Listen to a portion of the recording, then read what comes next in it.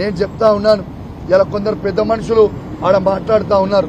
అయ్యా మీకు తెలియదు కావచ్చు, తెలుసుకోండి. తెలియకపోతే మీరు నడిచే ప్రతి రోడ్డు ఇలా హుజురాబాద్ నియోజకవర్గంలో కావచ్చు, వీనవంక గ్రామ పంచాయతీలో కావచ్చు, ఇలా కేసీఆర్ నాయకత్వంలో వేసింది కౌశిక్ రెడ్డి. ఇవాళ మీకు వేసిన బోరీలు కట్టించింది కౌశిక్ రెడ్డి. 30 కోట్ల రూపాయలతో రోడ్లు వేయించింది కౌశిక్ రెడ్డి. ఇలా 1000 కోట్ల రూపాయల అభివృద్ధి చేయించింది కేసీఆర్ నాయకత్వంలో మేమే తప్పితే మీరు కాదు.